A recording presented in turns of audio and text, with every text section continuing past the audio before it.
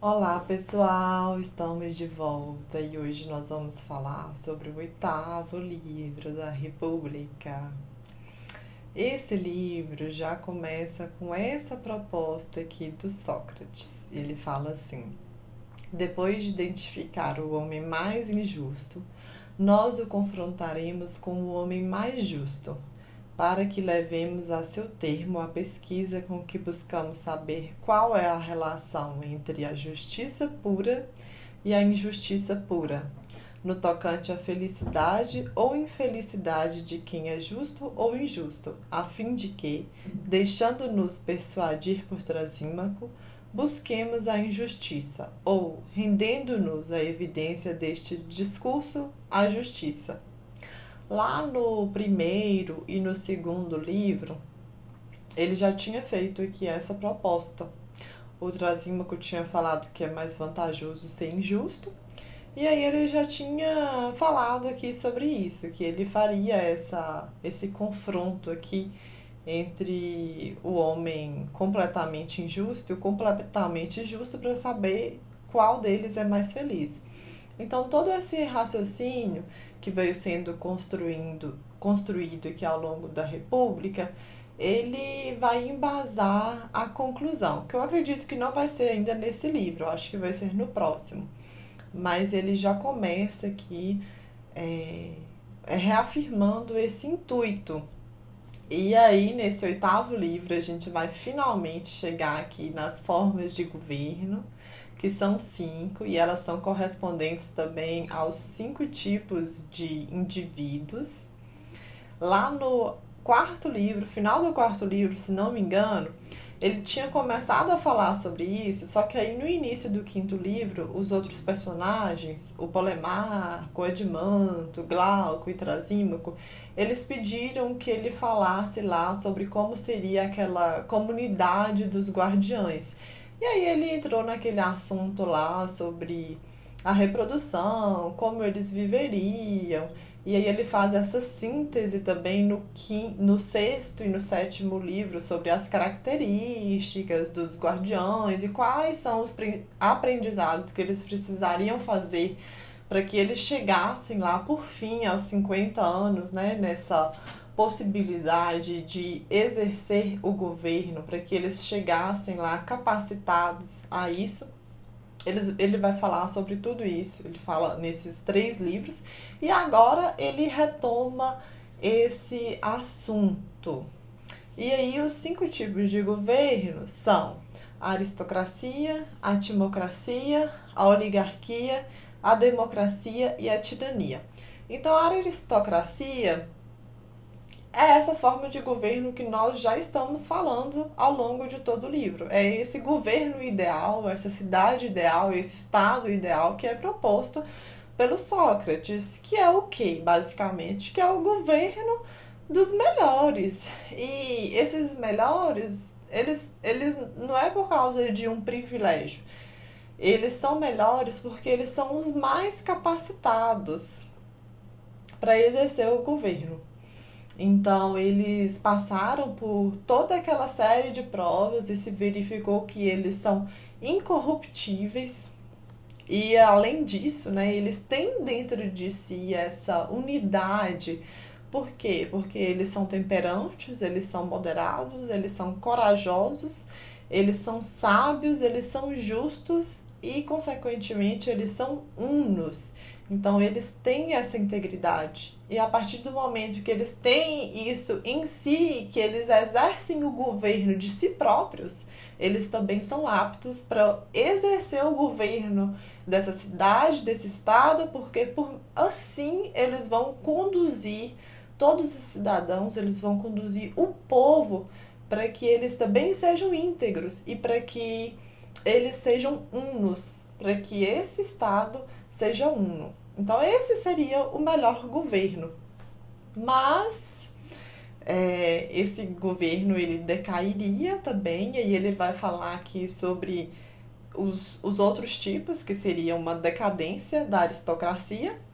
E aí o segundo tipo é a timocracia. E como que decai da aristocracia para a timocracia?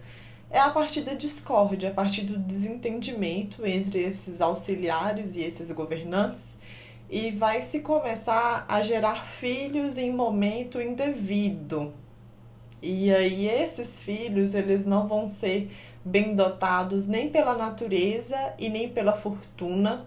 Então eles vão começar a dar maior valor à ginástica do que à música, e eles vão ser que amante de disputas e de honrarias. Quem vai comandar aqui é aquela parte impetuosa do indivíduo e não mais a sabedoria, que era o que acontecia na aristocracia. Então, esse governante, ele vai ser soberbo e arrogante. E aí eles vão começar a acumular bens materiais, e os acumuladores vão começar aqui a exercer o governo. Então eles vão fazer dos outros cidadãos escravos e serviçais, e assim começa a decadência. Então esse segundo tipo é a timocracia. Ele é um governo intermediário, ainda não é assim tão ruim, ainda vai piorar aqui. E aí tem uma parte muito bonita nesse trecho da timocracia, que é uma fala das musas. E aí eu vou trazer aqui um pouquinho o início, só o início dele para vocês, que fala assim: ou, se preferes, supliquemos como Homero às musas que nos digam como pela primeira vez aconteceu discórdia, e façamos que elas, num tom de tragédia, ao brincar e divertir-se conosco, usem uma linguagem altissonante, como se falassem sério. Como? Mais ou menos assim. É difícil que uma cidade assim constituída seja abalada, mas, como tudo que nasce sofre corrupção, nem tal constituição durará para sempre, mas se dissolverá. Eis como se dará sua dissolução, não só para as plantas enraizadas na terra, mas também para os seres vivos da superfície da terra, a períodos de fecundidade e de infecundidade de sua alma e de seus corpos, cada vez que, para cada espécie, o circuito completa o movimento circular de seus ciclos, de curta duração para os de curta vida, e de longa duração para os de longa vida. Quanto aos ciclos de fertilidade e infecundidade de vossa raça, mesmo que sejam sábios os que formastes como chefes da cidade, eles não conseguirão discerni-los, ainda que combinem razão e sensibilidade. Então esse é o início, gente, dessa parte aqui. E logo depois virão aqui diversos conceitos matemáticos. É um trecho muito místico, eu acho que tem muita informação velada aqui. Há alguns anos eu até procurei bastante a respeito sobre interpretações e eu vi que muita gente estudou aqui esse trecho. Só que eu não achei assim uma interpretação ainda que eu tenha entendido assim como mais compatível, que tenha feito sentido para mim. Então, por causa disso, se alguém aí souber ou quiser compartilhar sua própria interpretação, por favor, compartilhe aqui, que eu vou agradecer muito. Essa parte, ela fala sobre uma regra para geração de filhos. Esses filhos que seriam bem dotados pela natureza e pela fortuna. Mas eu tenho, assim, a impressão, eu sinto em mim que pode ser que o Platão não esteja se referindo apenas à geração de filhos físicos. Eu acho que ele pode estar se referindo à geração da virtude, que é um tema que ele aborda lá no Banquete. Então, para mim, que essa parte aqui, ela talvez a interpretação dela não seja literal. Eu acho que ela pode estar se referindo aí a algo que a gente realmente ainda não conseguiu compreender. Mas eu também não achei a resposta até hoje. Então, vamos lá. Da democracia, que é o segundo tipo de governo, a ideia cai para oligarquia. E aí, o que é a oligarquia? Vai ser que o comando da propriedade, vai ser o governo dos ricos, então vai se dar maior valor às riquezas e menos valor à virtude. E aí, como o povo observa, né, os governantes, inveja eles, o povo também vai se tornar semelhante a esses governantes que são amantes do lucro. Então, nesse estado, o dinheiro vai ser o bem mais importante. Esse daqui é o terceiro tipo, a oligarquia. E aí, da oligarquia, a gente ainda decai para a democracia, que vai ser o quarto tipo de governo. Então, a democracia não era considerada assim uma coisa tão boa por Platão, viu? E o que vai ser a democracia? Vai ser o governo dos ricos e dos pobres aqui em pé de igualdade. Então, o Platão fala que a liberdade reinante na democracia impede que os objetivos educacionais do homem bom sejam realizados. Então vamos lembrar lá daqueles objetivos da educação por meio da música e por meio da ginástica. Qual que seria assim, o primeiro objetivo dessa educação? Era tornar os homens moderados. Era fazer com que a sua parte irracional fosse moderada, fosse temperante. E como aqui na democracia o interesse dos governantes é agradar o povo, por quê? É o povo quem o mantém no poder. Então, esse governante ele não vai conseguir realizar essa educação. Porque é fácil a gente tornar as pessoas moderadas? É fácil nós tornarmos a nós próprios moderados? Não é. Então, se o governante ele precisa agradar o povo, essa educação para conduzir a moderação, ela nunca vai ser realizada.